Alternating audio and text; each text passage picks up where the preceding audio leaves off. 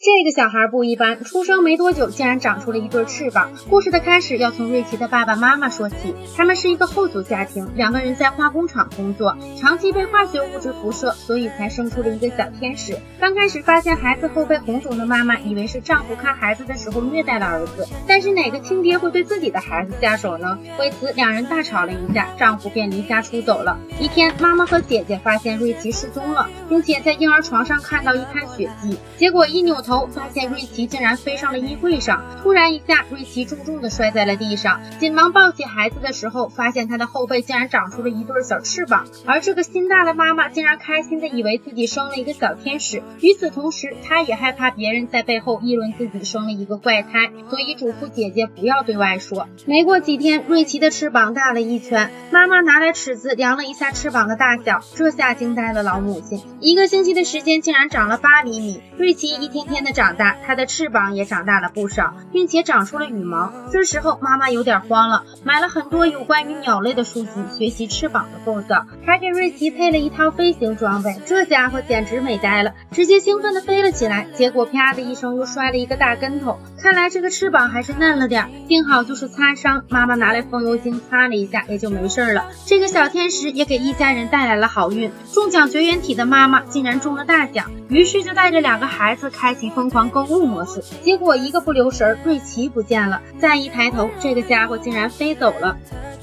超市里惊现一个会飞的小家伙是种怎样的体验？大家看得目瞪口呆，纷纷拿出手机拍照，吃瓜群众围成了一圈，而这个老爷爷更是不断追问店员也要一台同款的遥控娃娃。超市安保连忙疏散了人群，但是一帮保安都没有抓到孩子。最后按照妈妈的指挥关掉灯后，瑞奇就渐渐地降低了飞行高度。保安趁机抓住了这个小家伙，又被强行送到了医院检查，但医生想要把孩子留在医院开一个专家会诊，结果被妈妈拒绝了。他不想自己的孩子成为科学研究的小白鼠。准备离开医院的时候，发现记者已经堵满了医院大厅。最后在医生的掩护下，一家3口从后门偷偷地逃回了家。没想到家门口也围堵了一群记者，他们好不容易回到家中，爸爸在电视上看到了瑞奇的新闻后赶回了家，终于他虐待儿子的冤屈被洗清了。第二天，记者依旧在楼下守候，无奈他们只能请医生来家里为瑞奇治疗。他们想要做切除手术，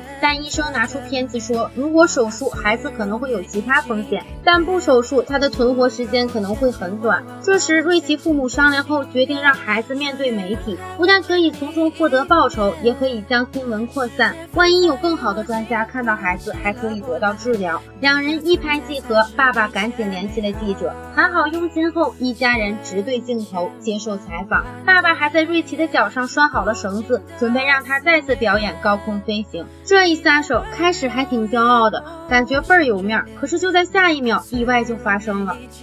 这个孩子被父母当成真人风筝，在众目睽睽之下表演起高空飞行。瑞奇越飞越高，突然妈妈放开了手中的线，没有了束缚，瑞奇可以随意飞行了。吃瓜群众赶快追着瑞奇飞行的路线跑了过去。湖面上，瑞奇忽高忽低的飞着，又给大家表演了一个蜻蜓点水后就飞向了天空。看着瑞奇在眼前渐渐消失，妈妈不停地呼唤着他的名字。吃瓜群众见况纷纷散去，只留下一家3口抱在一起伤心不已。他们从白天等到半夜，瑞奇依旧没有回来。接下来的几个月，他们没有停止寻找瑞奇。妈妈早已思念成疾，听到外面有响动，立马就跑了过去，结果是一群大雁。妈妈始终自责，她又来到了湖边，想要结束自己的生命。就在她闭眼睛的时候，突然有翅膀扇动的声音，抬头一看，竟然是瑞奇。妈妈急忙地追到草丛，看到瑞奇的翅膀已经很大，而且还很开心地笑着，就像一个真正的天使一样。